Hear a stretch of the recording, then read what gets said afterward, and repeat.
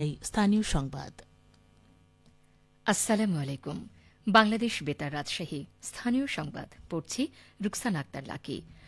আজ থেকে রাজশাহীতে শুরু হচ্ছে বিসিক উদ্যোক্তা মেলা। লালন শাহ মুক্ত মঞ্চ সংলগ্ন মাঠে 10 দিনব্যাপী এই মেলা অনুষ্ঠিত হবে। রাজশাহী বিসিক জেলা কার্যালয়ের আয়োজনে এবং জেলা প্রশাসনের সহযোগিতায় মেলা চলবে 10 ডিসেম্বর পর্যন্ত। আজ বিকেলে মেলার উদ্বোধন করবেন বিভাগীয় কমিশনার ড আ ন ম বজলুর রশিদ। মেলা চলবে প্রতিদিন সকাল 10টা হতে রাত 9টা পর্যন্ত। রাজশাহীর শাহ মখদুম বিমানবন্দরে আন্তর্জাতিক মানদণ্ড অনুসারে আয়োজিত পূর্ণাঙ্গ নিরাপত্তা মহড়া এয়ারপোর্ট সিকিউরিটি এক্সারসাইজ 2025 অনুষ্ঠিত হয়েছে। আজ বিমানবন্দরের এপ্রন এলাকায় আয়োজিত এই মহড়ায় প্রধান অতিথি হিসেবে উপস্থিত ছিলেন বাংলাদেশ বেসামরিক বিমান চলাচল কর্তৃপক্ষের chairman air vice marshal Mohammad Mustafa Mahmud Siddique. এ সময় তিনি বলেন, এ ধরনের মহড়া দুর্বলতা শনাক্ত, আন্তঃসংস্থার সমন্বয় বৃদ্ধি ও আন্তর্জাতিক মানের যাত্রী সেবা নিশ্চিত করতে গুরুত্বপূর্ণ ভূমিকা রাখে। তিনি জানান, সমন্বিত দক্ষতা থাকলে যে কোনো অনভিপ্রেত পরিস্থিতি দ্রুত ও কার্যকরভাবে মোকাবিলা করা সম্ভব। নওগাঁয় পুলিশ সুপার মোহাম্মদ তারিকুল ইসলামের যোগদান উপলক্ষে বিশেষ কল্যাণ সভা অনুষ্ঠিত হয়েছে। আজ দুপুরে জেলা পুলিশ লাইন্স ড্রিল শেডে এ সভা অনুষ্ঠিত হয়। সভায় নবাগত পুলিশ সুপার বলেন, নওগাঁ জেলার মানুষের জানমালের নিরাপত্তা তথা জনগণের সেবক হয়ে পুলিশ সদস্যদের কাজ করতে হবে। মানুষের আশা আকাঙ্ক্ষা পূরণে দ্রুততম সময়ের মধ্যে রেসপন্স করার জন্য প্রতিটি থানায় কিউআরটি টিম গঠন করার নির্দেশ প্রদান করেন তিনি। এর ফলে জনগণের পুলিশের প্রতি আস্থা বেড়ে যাবে। জেলা পুলিশের বিভিন্ন কর্মকর্তাগণ সভায় উপস্থিত ছিলেন।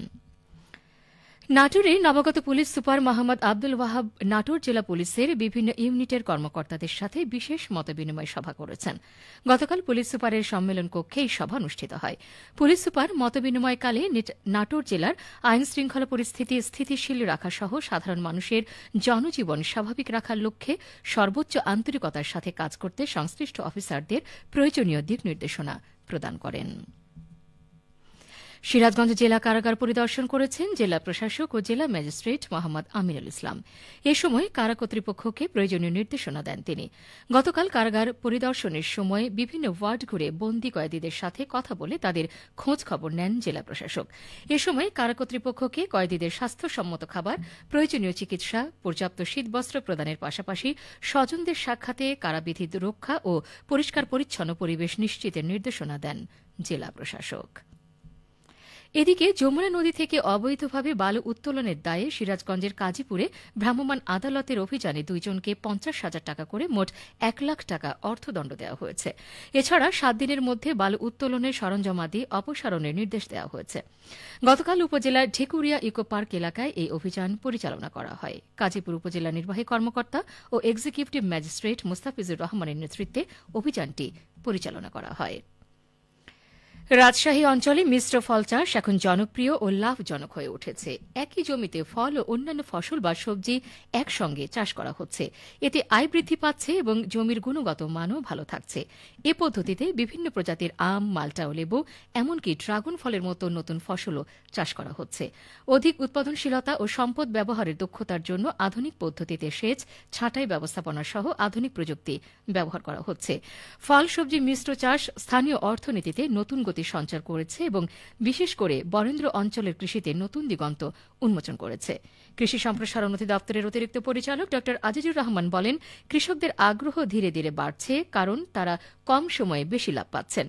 সবশেষ সরকারি তথ্য অনুযায়ী চলতি মৌসুমে প্রায় 6,500 হেক্টর জমিতে মিশ্র পদ্ধতিতে সবজি চাষ হয়েছে। খেলার খবর ফুটবল। তারুণ্যের উৎসব উদযাপন উপলক্ষে সিরাজগঞ্জে আন্তঃ কলেজ ফুটবল টুর্নামেন্ট শুরু হয়েছে। আজ যুব ও ক্রীড়া মন্ত্রণালয়ের উদ্যোগে জেলা ক্রীড়া অফিসের আয়োজনে শহীদ শামসুদ্দিন স্টেডিয়ামে টুর্নামেন্টটি শুরু হয়। আন্তঃ কলেজ ফুটবল টুর্নামেন্ট উদ্বোধনী অনুষ্ঠানে প্রধান অতিথি হিসেবে উপস্থিত ছিলেন সিরাজগঞ্জের জেলা প্রশাসক মোহাম্মদ আমিনুল ইসলাম। অতিরিক্ত জেলা প্রশাসক সার্বিক গণপতি রায় অনুষ্ঠানে সভাপতিত্ব করেন। উদ্বোধনী খেলায় সিরাজগঞ্জ সরকারি কলেজ 11-3-1 গোলে ইসলামিয়া সরকারি কলেজকে পরাজিত করে।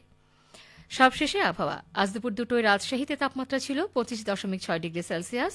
এ সময় বাতাসে আপেক্ষিক আর্দ্রতার পরিমাণ ছিল 63%। রাজশাহী ও পার্শ্ববর্তী এলাকায় আজ সূর্যাস্ত সন্ধ্যে 5:15 সংবাদ শেষ হল। আমাদের পরবর্তী সংবাদ বিকেল 4:05।